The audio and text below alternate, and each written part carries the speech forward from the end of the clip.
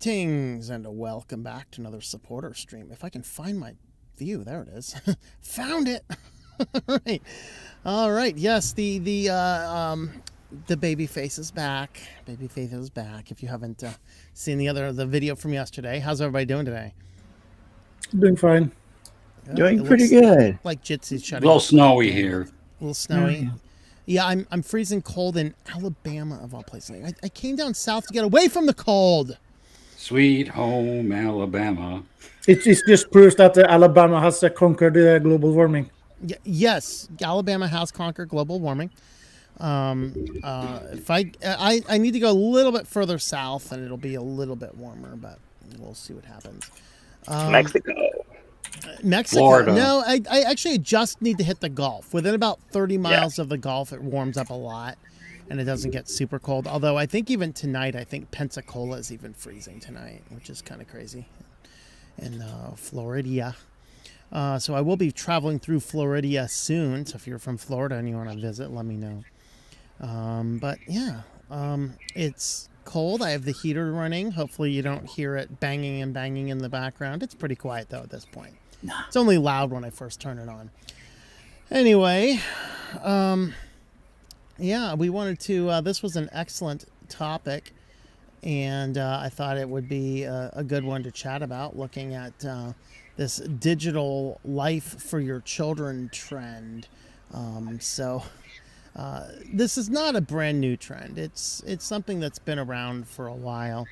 And in this, so this is from like 2019. So this is one of the newer articles out there. Instagram accounts for babies are becoming more popular. Now this one is a little bit different than what we're talking about. This one would be a parent creating an Instagram account and starting their baby's life off as an influencer.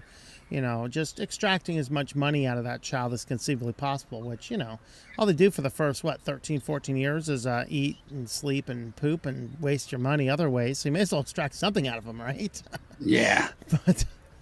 But that being said, in all seriousness, I'm not sure that this is something our society should really focus on. I don't want to say the government should come down and ban it, because I'm just not a huge fan of that much government intervention. But I think that is a sign of a possibly mentally ill parent that would put their baby all over Instagram for news, like for influencer purposes. More often than not, we get circumstances where people will just put pictures of their kids up on their own Facebook pages, and their family can look at it, and everybody can share around how cute the little baby and their family is. But what we actually wanted to talk about is this other trend of creating social media accounts and email addresses and things for your children when they are born. And somebody says the stream is live on Odyssey for me. Is it live for everybody else? Yeah, it's looking good here. Okay, yeah, he says it's working now. Okay. Yeah. All right. So the trend here is to create an email address for your child, create all the social media addresses. Some of this was to make sure that you get your child's email address. Unless you're naming your children something really weird, it's a foregone conclusion that their name's email address is already taken. Okay, first and foremost. But that being said,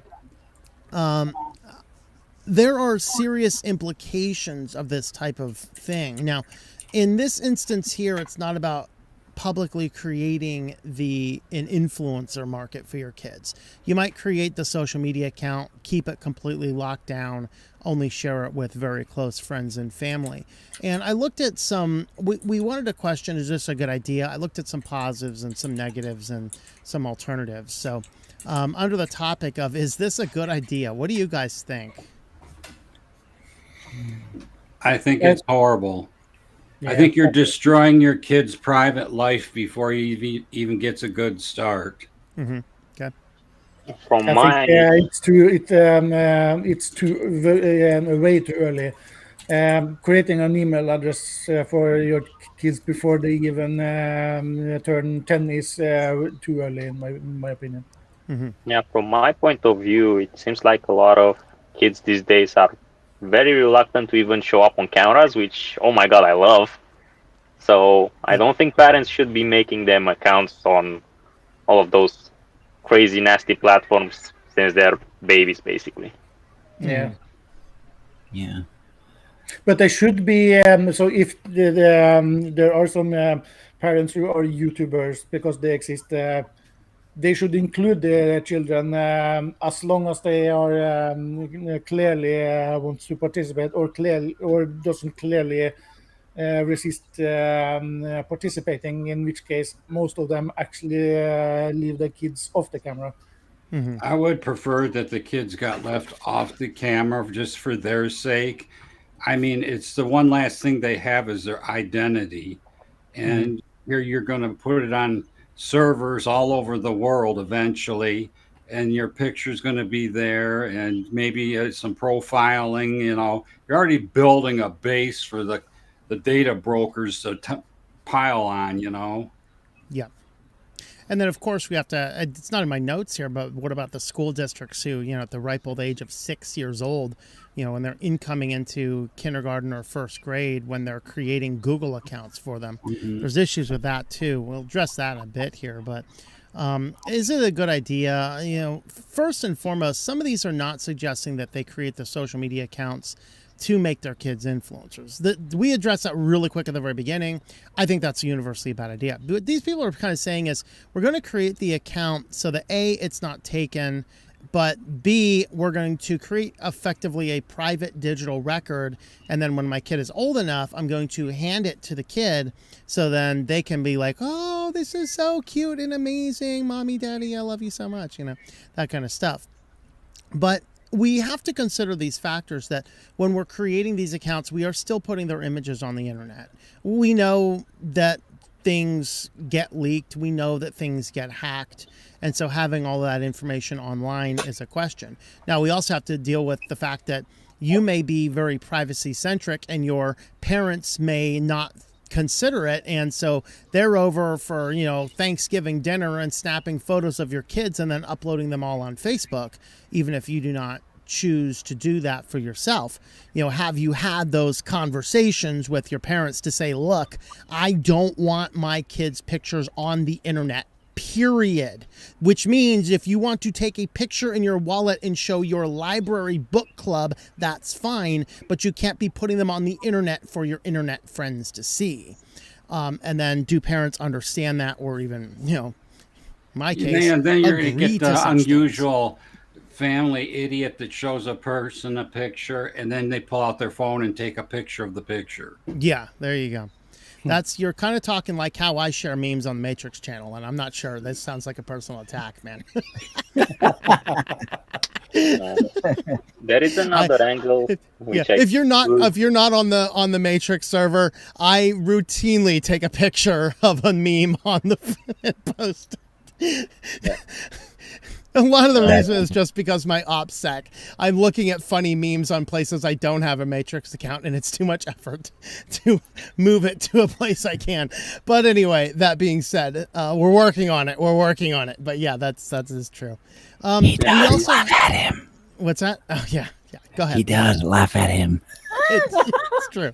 It's very true. Yeah, there is another angle to parents making accounts for their kids, and that might be removed in the future. Who knows? Like with all the digital ID, like KYC stuff, if they get implemented.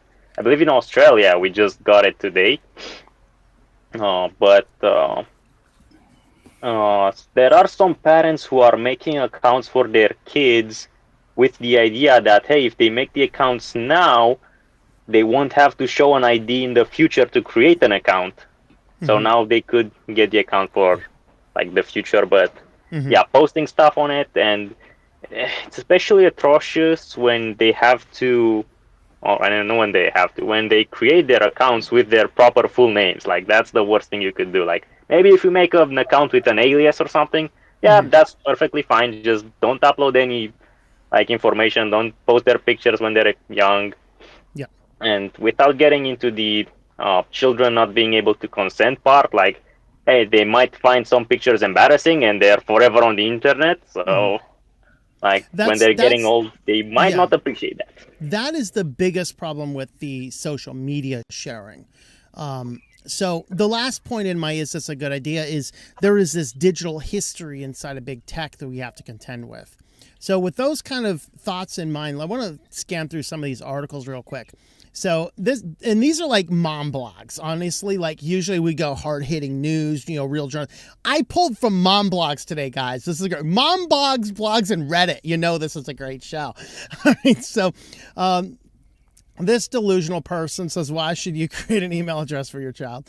Now, what a lot of these are talking about is talking about creating an email address and maybe sharing it with close friends, family members, so that you can send an email to your kid about some event thing there, and they don't see it until much, much later. So they get older, you give them the login, and they can get in there and read all of the emails that are waiting for them. So this person starts out by saying, the husband and I were pregnant with our long-awaited baby. We spent the first few months daydreaming about the feeling of her on our chests. First smile, blah, blah, blah. Turned 7 or 8, the nesting phase. My mind immediately began sped into all things. What I would need for my daughter, need being a subjective word, blah, blah, blah. But he gets down into, a friend of mine popped me out of the bubble asking, this is great and all, but did you get her an email address? So your baby's not even born yet, and her friend comes out of the woodwork, but did you get her an email address yet? Like, what type of psycho are you? Yeah. But an email address, it sounds terribly unromantic in the grand scheme of things. I remember crinkling my nose. I don't even know how much tech I want her to have. An email address, it sounded terribly unromantic on the grand scheme of things, right? So you won't regret it, my friend insisted. In this world of email communication, she'll be one step ahead. You can send her emails whenever you have something to say. I couldn't deny that my friend had a point. A unique email address was incredibly hard to come by, and I didn't want repository for our memories about our... wait, hold on. And why wouldn't I want a repository of memories about our daughter's childhood? So all of these articles are framing this in this interesting way. In fact, I think it was the next one that actually said this. This is so mind-bogglingly stupid from this person here. Pure wow at the idiocy. Listen to this. You meant to document every major milestone in the baby book, but in between the sleepless nights and the bottle feeding, it's been impossible to keep up. Here's a workaround that takes zero effort. Create a Gmail account for your newborn, and then every major moment, email your child about it. If you couldn't keep up with the first plan, you're not going to keep up with this plan. This is not zero effort. Okay. Yeah. And that's kind of the premise they're getting into. Why wouldn't I want to have a repository of memories from my daughter's childhood? We can have repositories of memories from our children's childhood from a long time ago without getting Google in the middle of this all. You know what I mean? Right. Yeah. And so I couldn't deny that my friend had a point. A unique email address, hard to find. Okay, we read that already. The person basically creates a registered the email address and the name of the unborn daughter, the very first email address. I sent her first email right then across an ocean of hope. I put all my anticipation for her and my joy of pregnancy in that email. Dear baby. Very impersonal there, Ma. Dear baby, we decided on your name this weekend. It means well loved. Already to us, you are ours compared. Our little adventurer, our little kicker and bouncer and hiccupper. You made history and joy and boundless wishes of two very different loving families. You are so wanted by both. Our hearts are full. I really hope these parents don't get divorced before the shot gets us. Our hearts are full right now with waiting for you, but I know they'll only get fuller once you're here, So the idea is that you create an email and then email your child. That's really the principle. So of course, they combine bubbling joy with the president. I don't know what's up with this one. Today you walked with a drunken sailor gait that we find so funny and charming. Great. Wait till you see what Redditors have to say about this kind of stuff. You have the precious way of asking for something. Gain, you say again and again and again. You haven't slept terribly well, which means we're curled up on the rug by your crib most nights. You have a soft snore that rises and fades like a wave. All these great things you want in your child's Gmail account, right? And that's one of the biggest challenges I see with this, is that you're giving Google, who is well known to scan your emails, a digital record of personal events in your child's life. And sure, it's neat that it comes into an email form, and we'll kind of get into that. This person here had a different one. This is from Rookie Moms. And her main point is they created the email address for their child and then gave it to him when he was, I guess 9. At age 9, he uses email regularly. And now, of course, this whole thing is filled with the things that an email from a 9-year-old is full of. Just spam, scams, junk stuff, all sorts of garbage. So what her recommendation is, keep that email for your child, get that account, and then use that for the private things, but don't give the kid access to it. And then let the kid build his own crazy email from his own whatever account, their golden cracker at Gmail, whatever crazy wild things kids do. Let that one fill up with all the spam and garbage. And then, when he's like 18, he can cut that off and just be done with it, And so, of course, they can associate all these accounts to everybody anyway. We have to account for that. However, this overall principle suggests that, again, we're going to create the email. We can give this to grandparents so the grandparents can send your kid an email as well and all this kind of stuff. So your kids have this digital record and, it's all this kind of stuff. Of course, when Redditors get involved, weird things happen. We all know this, right? I don't know if you guys looked at the Reddit posts or not, but this is good. As soon as you get a name for a baby, create an email address for him or her, share it with your family. They'll be able to send messages and pictures. It's going to be the best present your kid ever saw. Let's see. Coming down, being behind your emails the second you were born. What a nightmare. Yeah. You just vomited on my shirt, you little crap. I have attached an invoice for my shirt and had to get dry cleaned. I expect you to pay it off once you get a job. Love, Uncle John. I'm just sending posts with innocuously inspirational things about the body text email, like always remember your mother or remember those who've helped you. Make sure you sign a couple times a year onto Google or Outlook or another free service that looks like abandoned account will eventually be wiped. Yeah, be careful of that one. The most critical complaint, Google took back my daughter's address as we hadn't logged in over 14 months. So wouldn't work for me to recover it. So even though it was tied to mine as a child account. Interesting. Well, Dad, why do I have emails about Viagra? Hello, Mr. Baby. I'm your prince uncle from Nigeria. So, of course, you can see the type of stuff that's going to fill up with these email addresses because they just kind of throw gobbledygook into things, seeing what in the world is out there. Yeah, and then so, which is on the from Dance something haters. Yes, do this. How else will your infant know that their car warranty is about to expire?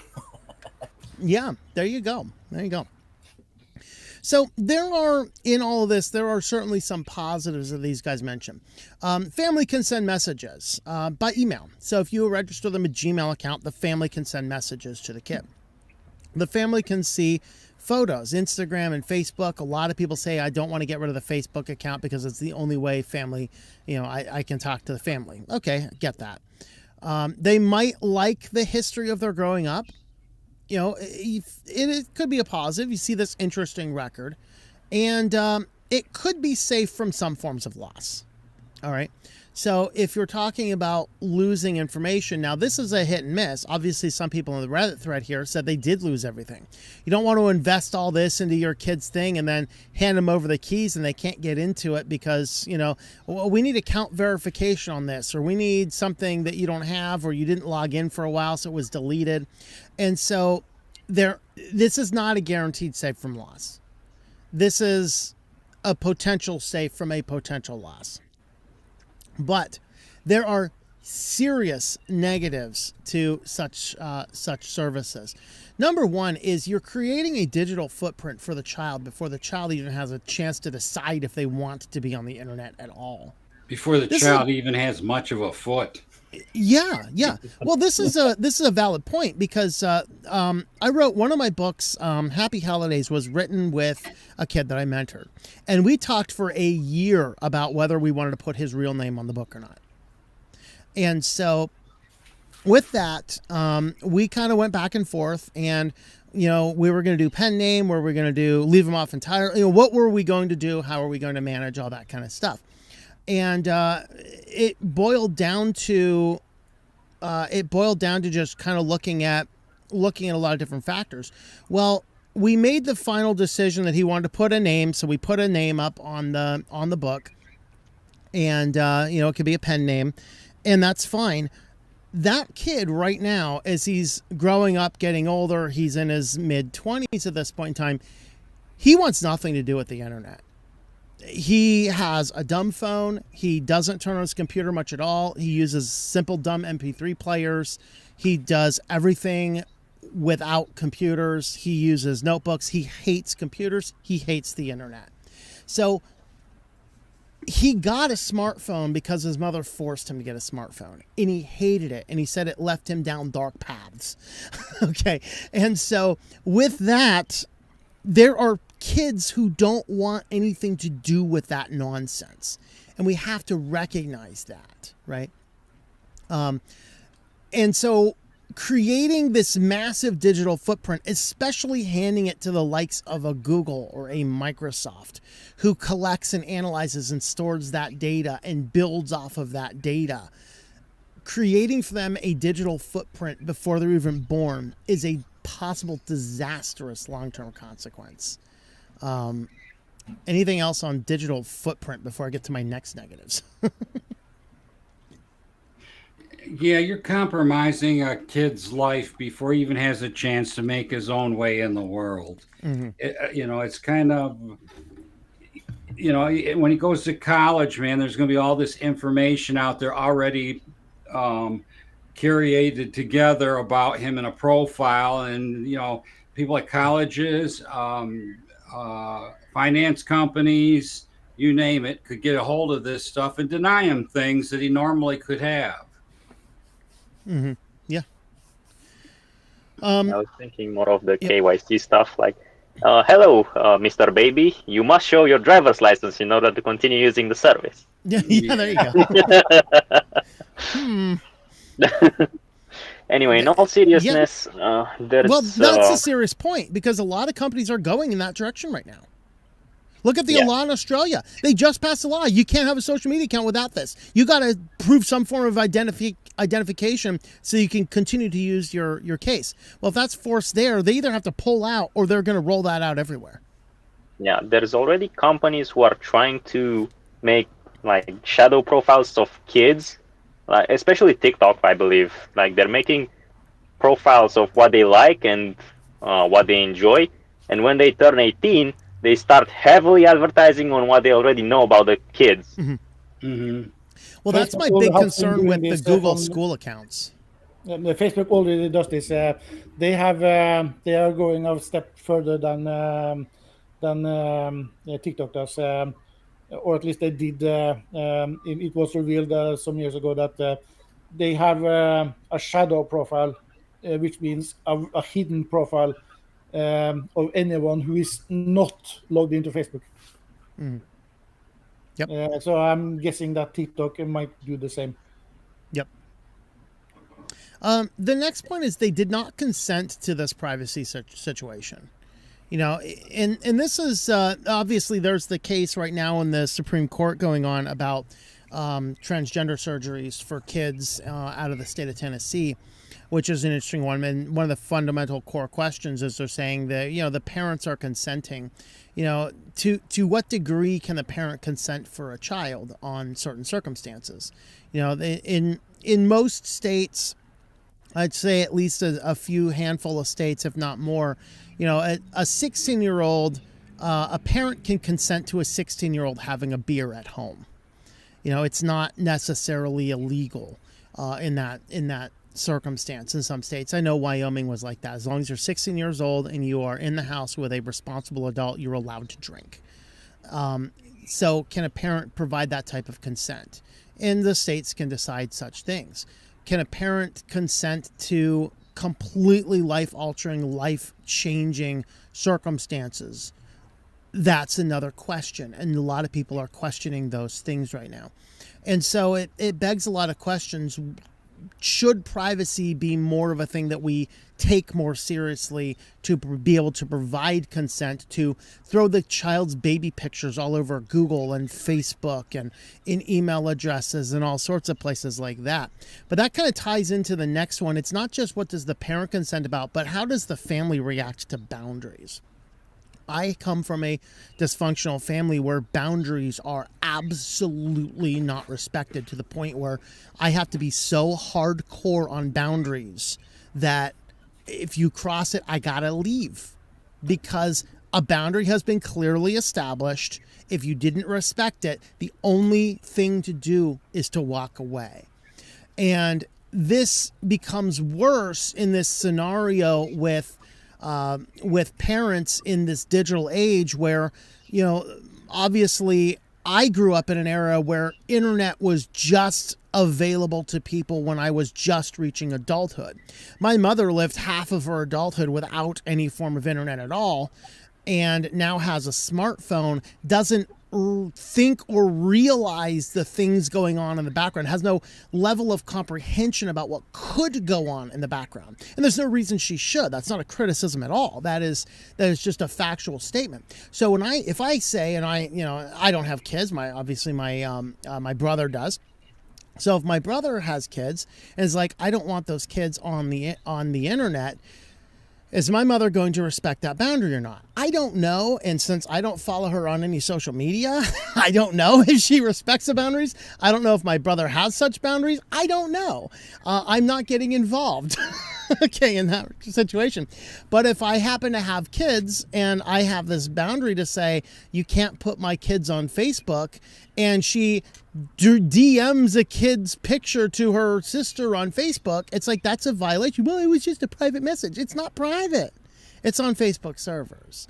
And do parents understand those boundaries? In some instances, yes. But in our world, which is becoming more and more mentally ill as we go on, I think the answer is no.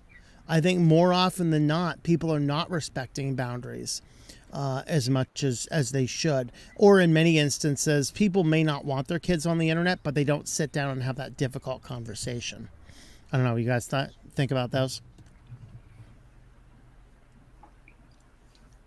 I think the guys on the TechLore channel discussed this in the context of friends posting pictures of them and they trying to maintain their privacy, but I really don't remember how they tackled it besides having the actual hard conversation with their friends.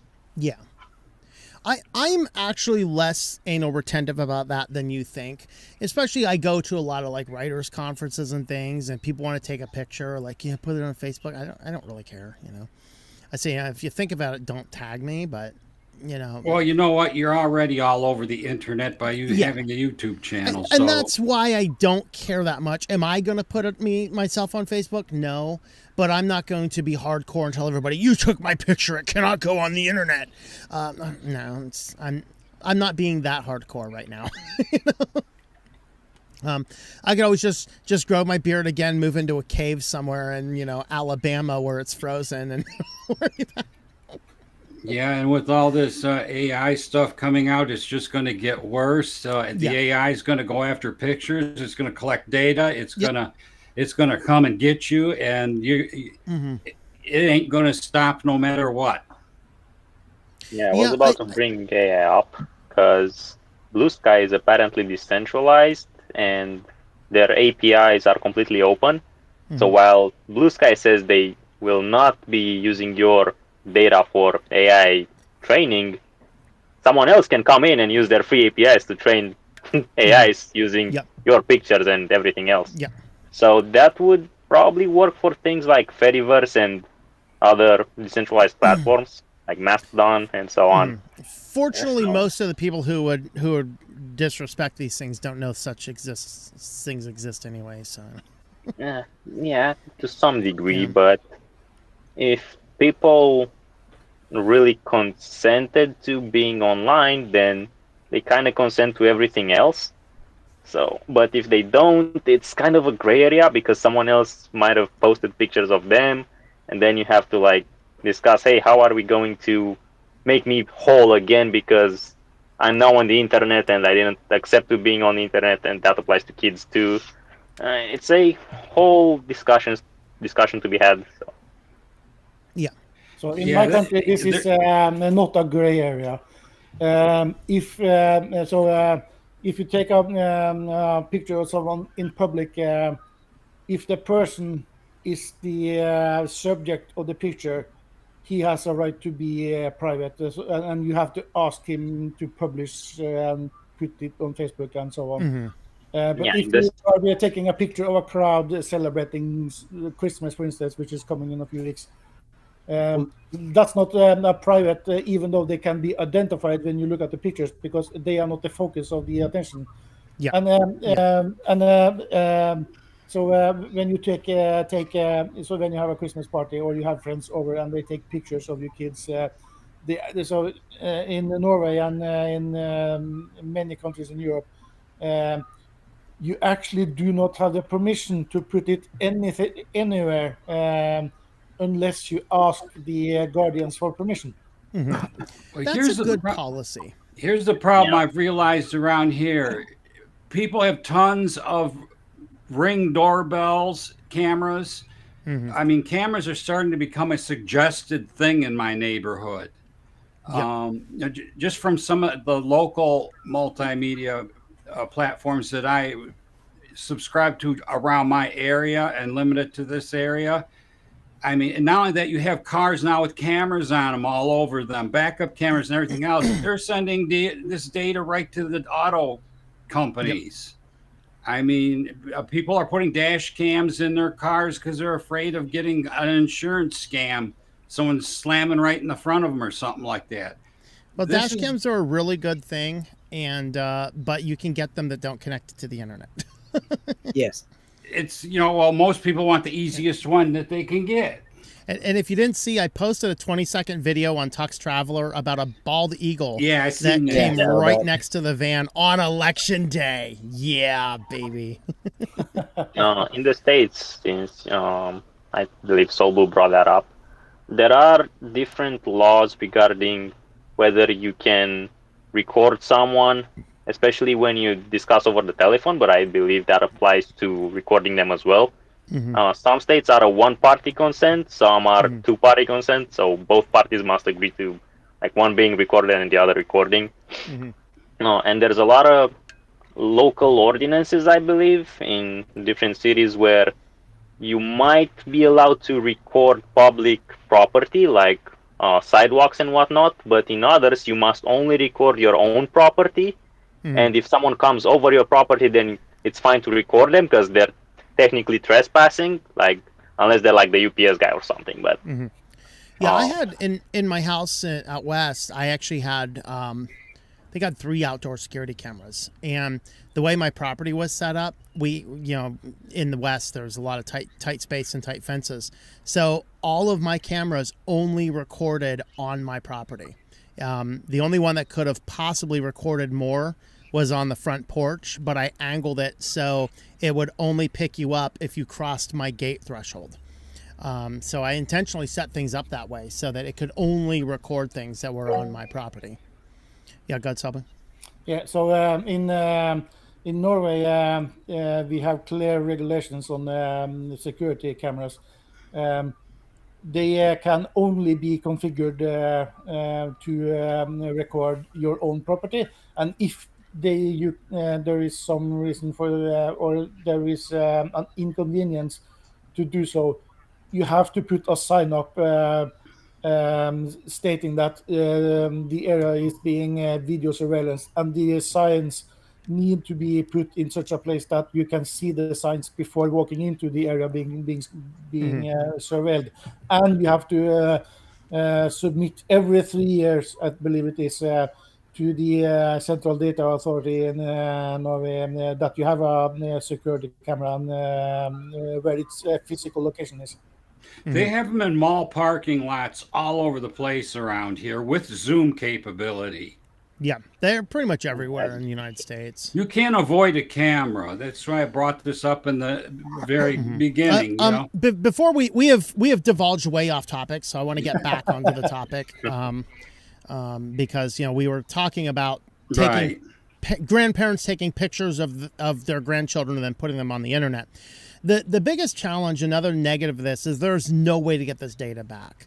Once the toothpaste is out of the tube, you can't put it back in. Yeah, I can't send my kid 5 years of Gmail emails and then be like, wow, I have just discovered that Google's is a privacy nightmare. I can't undo that. The data, it is lost. Even if I delete it, it is not permanently deleted off of Google servers. They are still going to find a way to do things with that. And that is the biggest challenge, is there's no way to get it back. Last one is kind of related to that idea of could be safe from loss. It might not be. These companies could fold. Now, we're getting into this crazy potential end times world where everything is consolidating into everything else. Despite, I think, Facebook necessarily usage is necessarily is probably going down. I don't think Meta's going to close anytime soon. So that data will still be available. Facebook will exist as a zombie app for all eternity, most likely. But overall, I think that if you're relying on a lot of the smaller companies or smaller organizations, in which case the company could fold. So if you're relying on the more privacy related things like a Proton Mail, that might not survive. That might be like, it's just not viable to do this anymore. Too many people like the free service, not enough people are buying it, and we don't have enough interest in just keeping it running for free, and you could just lose all that. So there's things about that. Now, I wanted to wrap up here and talk about alternatives, because a lot of these articles we looked at frame this as, this is the greatest thing. You got to leave this legacy to your children. Like, we've been leaving legacies to our children for years, from photo albums to, home videos. And in many instances, it is more personal and better if you want to have a record, provide a journal for your kids. I did this for years. I actually kept a journal log when I was mentoring kids. I kept a journal log for about the first 5 years of nearly every interaction. Every time they came over, everything we did is all in that. And there was one particular kid I work with that had a lot of family issues, and I documented a lot of the things that were going on in real time. And when he ended up getting involved in looking at potential litigation, I told him about this. I said, I probably have records of things like that. And it didn't come to the point where he needed that, but it was available. Now, that is working with more of the dysfunctional end.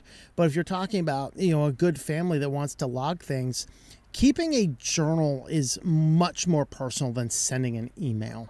A handwritten letter or note is far better. You can bind everything up in a journal, and it's more special because it's not some digital blob that can just be copied and print. It's this physical special device, yes, that could be lost, but because of it could be lost, carries with it so much deeper significance. A journal is a much better way of doing that. Now, if you insist that, like, I've got to have an email address, do yourself a favor, buy yourself a domain name, buy yourself a hosting system, and create an email address that you, not Gmail, you control. You control the data. You control the servers, at least to some degree. You have that control. And people think about that. I say that, I don't know if I could do that. As I was putting together my notes today, I realized this.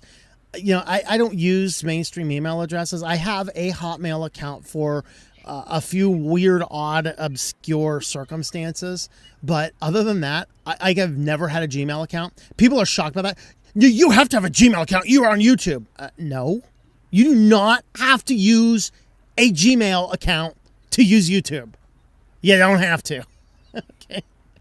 I have never had a Gmail account.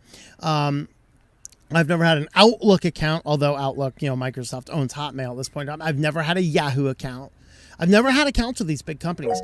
I have managed my own email for, I think now 15 years. I've had these email addresses I use. I manage them through multiple hosting transitions. Of course, I'm self-hosting everything now. So there's so much on that. If you own and control the account, that's the only way I'd consider doing this. Go ahead, Selby. Yeah, so I have two points. One is if I don't, as far as I understand it, one or two of these articles, they use the reasons for creating an email is that the email address will be unique and not too hard to create later. But if you have your own domain name, like Tom suggests, you don't have to create an email until they actually need it, because you can do things on your own server in any way you want. Yeah, I think though a lot of the way a lot of these articles were framing this is you got to get the email so you can send them emails. Like, Yeah, what and is that's this, my a other board point. memo? And that's my other point. I really don't recommend email for this type of a journaling system, because yes, they will get the access to this when they get to a certain age in their teens or somewhere.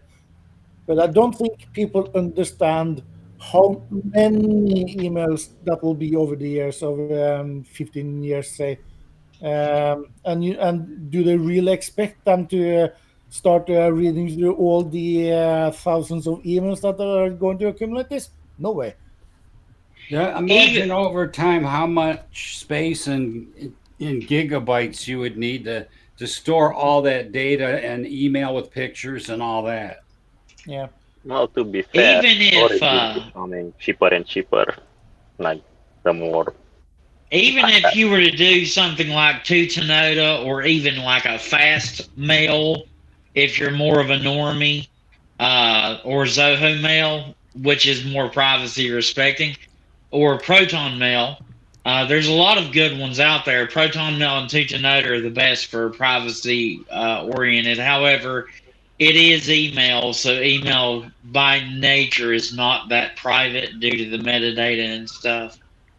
But even if you were to do that and you didn't do a domain mail, maybe you could do the domain mail later on if you decided you wanted to for more control. But that's going to be better than like a Gmail by miles or a Yahoo Mail. Yeah, I think what was one of the points Salva was getting at is this isn't the best way to do it. The big problem is, of course, if you're emailing, and even if it's not necessarily a Gmail account, the transfer of data from email account A to email account B itself goes generally unencrypted over the internet, outside of having those obscure ones, which are more highly encrypted, which, you know, I don't see too many people building one of those for their the baby, transportation is going to be a real problem for everyone to see. Well, I would recommend for like a family album, like doing something like through Cloudamo and doing a Nextcloud instance, which is managed by them. So really all you do is just click in the Softlation, like the app store, and just install the app for the photo viewer and then upload your photos. It's take super pictures and download the pictures to your computer and hand them a thumb drive. Go ahead, Salva. Yeah, but I'm talking about as far as like them being able to act. Like if you wanted to do like a new age setup, that would be the way to do it, private and secure, open source solution to where you can just anybody can go online. And you're still putting too many pictures of your kids on the internet, even if it's Nextcloud. No, because it's your domain. It depends on where your website's hosted. It depends how many servers it's got to go through to get to the destination. So your goal is to find something. We're going to solve it. We're going to solve it. Go ahead, Salva. Yeah. So I have a friend, a very good friend of mine, who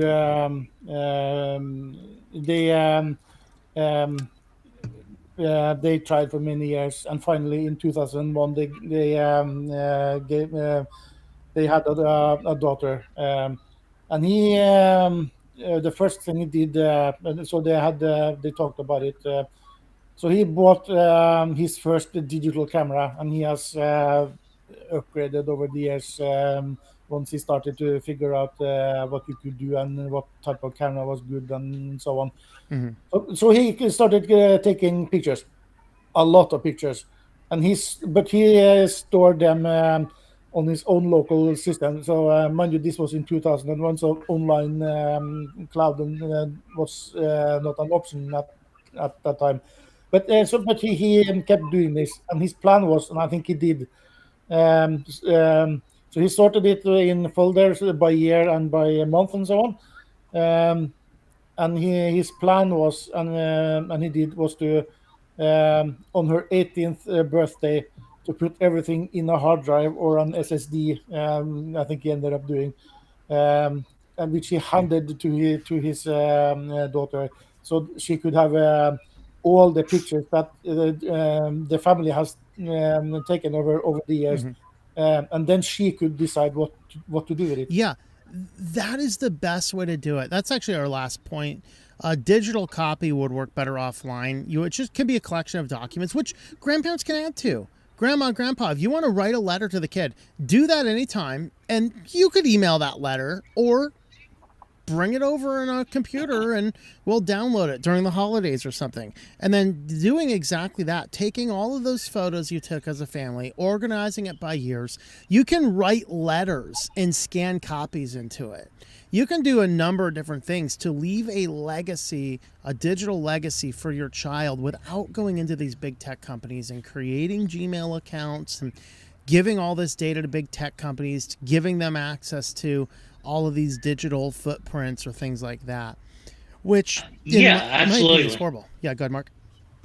Yeah, I agree with that. I mean, anytime you can keep it local, if you have a physical thumb drive or you're handing out thumb drives to family members on the holidays, is just hey, thought this has pictures of all the kids and everything, and we can just update those. You could update those in a myriad of ways, and then keep an updated flash drive at all times. Yep. For grandma, and it can be done with little to no effort.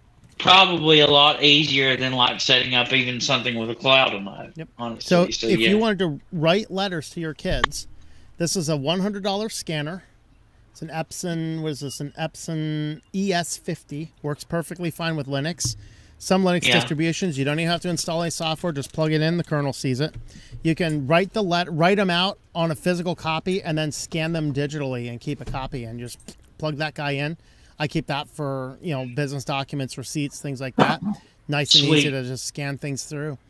When you mentioned that, it's like I'm gonna go ahead and get one of those. Yeah, that's right off the bat. $100 maybe. Awesome. That's not bad at all. That's the content I had.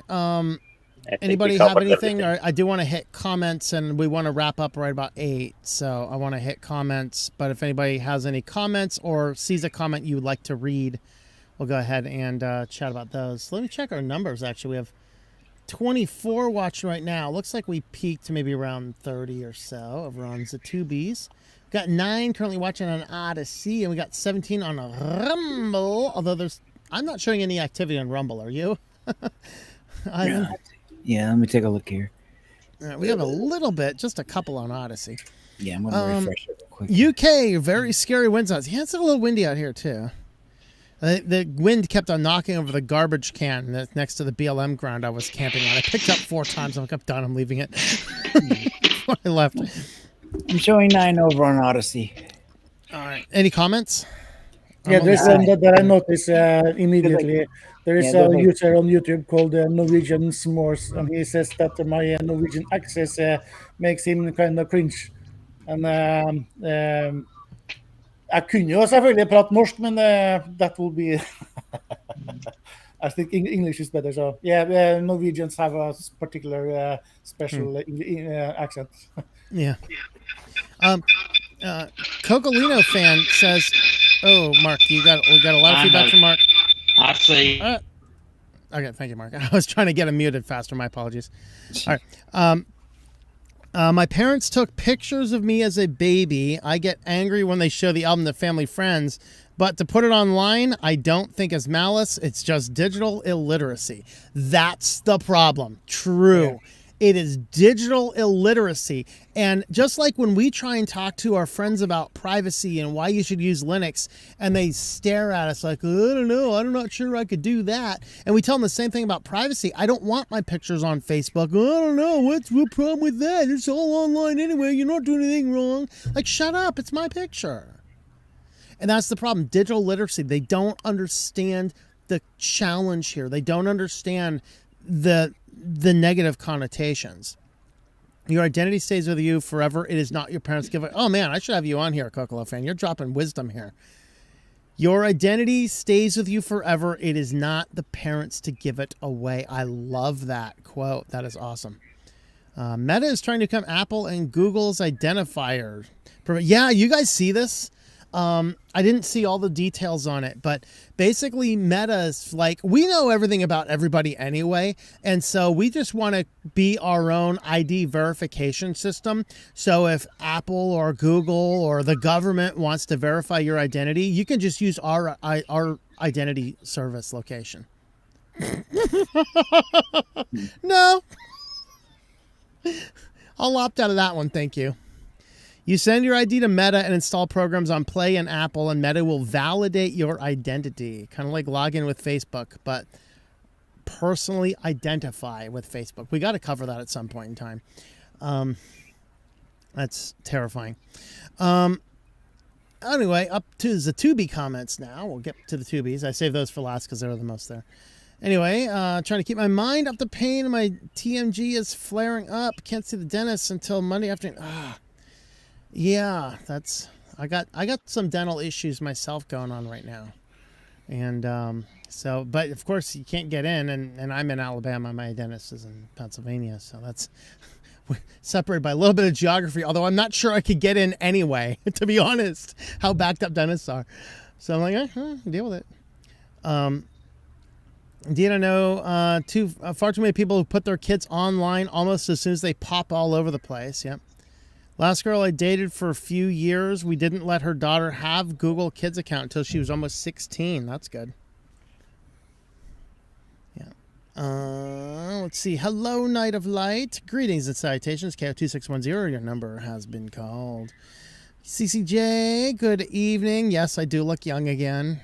I chop off like 20 years when I shave that beard off, right? Cut all the gray out and I look like a kid. No one says good. Very good to you. Also working on the old Lenovo ThinkPad Manjaro Gnome. Updated on it so my mother can use it. Her old Asus laptop had a bunch of keys randomly die. Yikes. K2610 country has a birthday today. Very cool. Well, happy birthday to your country. All the cold air pooling in the Tennessee Valley. Yeah, it's down in Alabama too. It's crazy. Up and down here, cold. Yeah. It was, I think it was up to like 45, 50 here today, but it's getting back down. I'm not, like, my heater's still on. I'm not sure I really have to have my heater on right this second, but I'm at a gas station. I'm going to top off my diesel tank anyway before I leave. I'm just going to let it go. All right. If someone has a new domain, then they can get email with their name. Yes. That's something Salbu had mentioned, or somebody else did as well.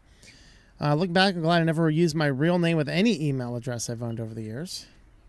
At least let them get into school when they have to use a computer for their schoolwork. Yep. Don't let them on social media wherever possible. Not to mention the perverts out there looking for pictures of kids. Yes, we didn't mention any of that. That is one of the negatives. There are people, particularly old men, tend to like video, like the YouTube channels featuring little girls. It's kind of disgusting and creepy.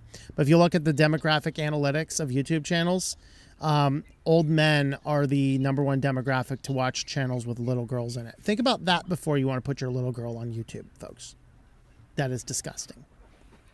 Yeah, and the most disturbing thing is that in Japan, the normal thing is for old men to sit in cafes looking at young teenagers performing while they're eating or pretending to eat. That kid is old enough. Are they really going to use that email so their parents can snoop on them? No way. Yeah, true. Yeah, I had the same thought. If they get security conscience, then they are going to they will create another email and just leave the old one alone and not touch it or something. Or they'll just change the password and lock you out. Yeah, but they still cannot be sure that your parents have some sort of override because Yep. in some jurisdiction the parents can have overrides until they 18 in our case. So we have a family that I know. They have 3 children, and 2 of them have mobile phones. But she has some sort of parenting software on each phone, and she can lock out the internet and lock down from her own phone. And she intends to have this control until they turn 18. Yep. Yeah, the Yeah, parents I know. probably- I know a lady that does that with her kids. Yeah, the parents probably have the answers to the security questions, so they could reset the password at any time. Yep. Yeah. Ooh, sorry. All right. No expectation of privacy in public spaces. Anyone can take a picture of your child and you cannot do it. Oh God, the cat's doing a deuce. Oh no. Yeah, but again, taking pictures in I'm being public attacked by places bioterrorism depends right now. on. I'll be right back. So the taking pictures in public places, that is actually dependent on jurisdiction. In the jurisdiction that I live in, being in a public place does not automatically mean that. So taking a photo is not the issue. It's what you do the picture afterwards. So in our case, if a person is the subject of the photo, meaning it's the reason you took the photo of this person, you have to have this person's permission in order to publish, even if they are in a public place. Whereas if you take a picture of a demonstration, let's say, then no matter how many hundreds of people that anyone can identify by your one picture, there is no problem in publishing this, because each one of those individuals are not the subject of the photo. So, Yeah, the laws on that really differ by country. yeah. Some pics my mother took of me as a little kid, I would not want them on the internet. Nothing bad, just embarrassing. Yeah, I mean, what parent does not have embarrassing pictures of their children? But that doesn't mean that you blast them over the internet. You know, that parents ultimately know some of the deepest secrets of their kids.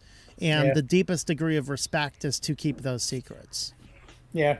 You know, There is a saying that it's about friends, but it still applies. That when 2 friends part ways, they should lock each other's secret in a safe and exchange the keys.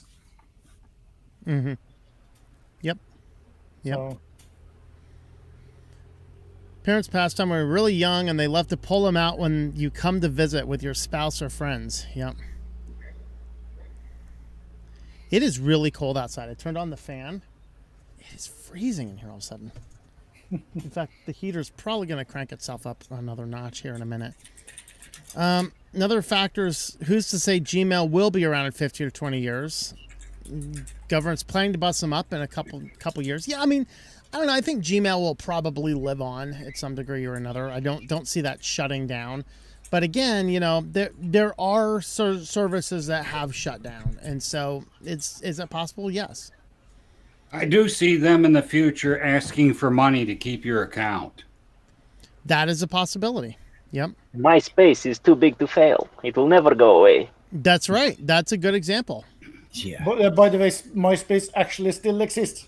Yeah, then Yeah. that is Technically true. a truth. It's Yeah. obviously a skeleton of what it was, or maybe Yeah. it's just it was simply left behind by everything else. I'm not sure. But you know, it was also before that era of that phrase. It's too big to fail. Yeah.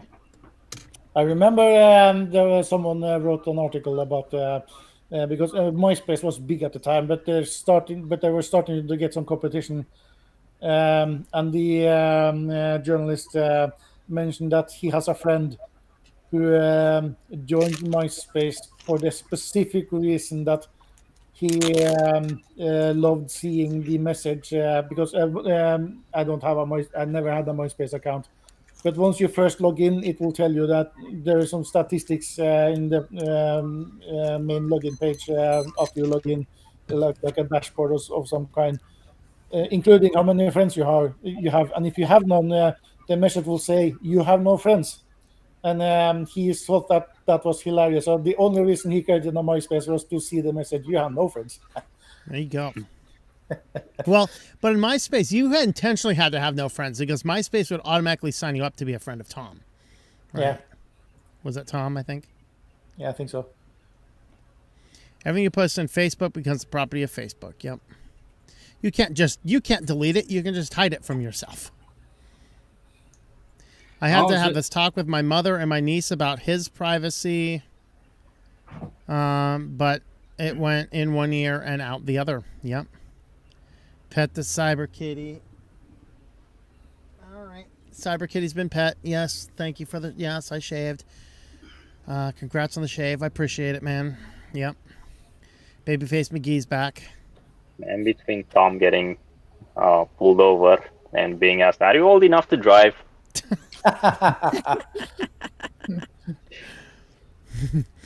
You wouldn't have asked that last week. I wouldn't put it past Google to start putting ads in the Gmail. Oh, they actually already do. They do? Yeah. They do. Yeah. Yeah, Of course, they're I'm not called glad ads. They're called sponsored products. Yeah, I'm so glad that I've been self-hosting since 2003, I believe. Microsoft. It was actually I thought the connected experiences was a better video, but Microsoft is putting even more ads in the system now. Now they're upselling you Black Ops 6. Yeah, I've gotten a few of those in my testing VMs. Yep.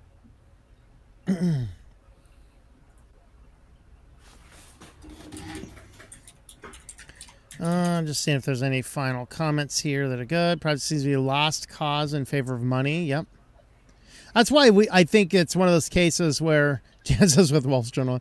That's why I think we do need to have, that's one area I would invite government regulation is to have some national privacy laws with respect to the internet.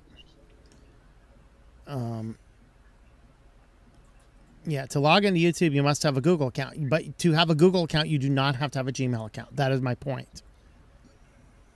Yeah. Yeah, I have no Gmail account.